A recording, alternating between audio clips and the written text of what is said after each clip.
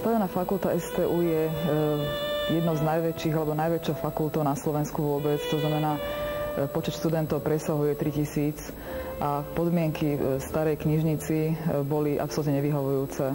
Mohli sme ťažko vyhovieť asi 1%, čiže 1% mohlo prísť študovať fyzicky do študovne časopisy, odbornú literatúru a s vypožičiavaním boli tiež trošku obmedzenia. Čiže začiatok genézy tohoto krásneho priestoru, ktorý ctí stavebnú fakultu, bol v roku 1994, kedy som s pracoviskom ešte tej Národnej knižnice s pani architektkou Blažkovičovou behala po budove a hľadali sme alternatívny priestor, ktorý by bol možný prebudovať na niečo slúžiace knižnici.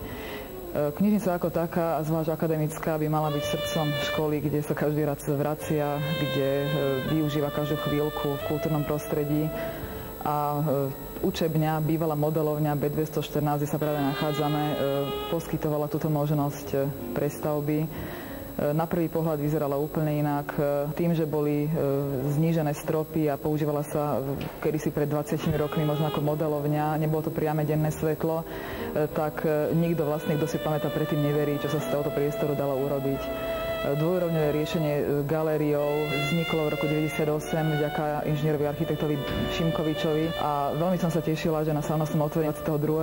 septembra pán inžinier architekt Šimkovič bol svedkom toho, že tá naša námaha nebola zbytočná, že sa to naozaj pohlo a dotiahlo do takéhoto prenádherného knižničného priestoru.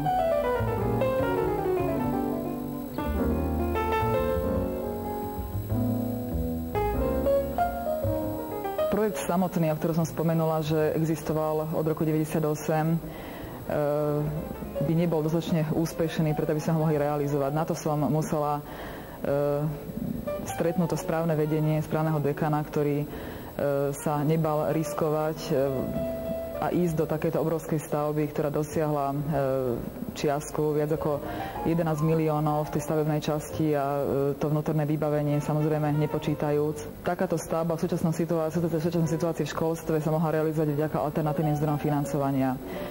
Niektoré časti stavby sú dodané sponzorsky, každý kúsok nesie svojho darcu a škola samotná tiež investovala, čo mohla, aby pomohla realizácii v extrémne krátkom čase. 1,4 milióna sme získali vďaka grantom na rozvoj informačných technológií.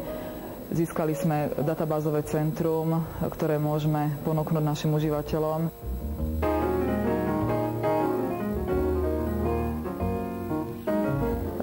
Ako vidíte, študovňa je momentálne ešte stále bez študentov, ale je to iba tesne po otvorení, takže podľa reakcií, ako ich vidíme z chodby a podľa ich nadšených výrazov tváre, myslím, že nebude vôbec problém, aby tento priestor bol plný študentov chtivých štúdia a práce s databázovým centrom, takže myslím, že budú spokojní naši užívateľia.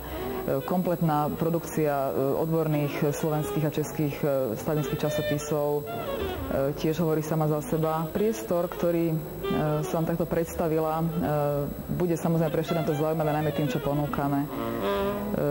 Bude to databázové centrum s 20 a stále narastajúcim počtom počítačov pripojeným na internet, ktoré sú chápané ako informačná brána do zahraničných odborných databáz, do fulltextových časopisov, k informáciám, ktoré zaujímajú študenta stavebnej fakulty alebo pedagóga ako takým. Sieťová tlačiareň bude umožňovať výstup z informácií, ktoré si nájdu. A už nehovoriac samozrejme o širokej ponuke odbornej stavebníckej literatúry. Takáto udalosť sa nediala na Slovensku niekoľko desiatok rokov. Rekonštrukcia alebo prestavba akademickej knižnice s vnútorným vybavením takéhoto rozsahu je naozaj vzácnosťou. Knižnice skôr zanikajú alebo majú problémy. Čiže som mimoriadne rada, že som v svojej profesnej spôsobom pôsobení na fakulte mohla slávnostne otvoriť takýto nádherný a vybavený priestor.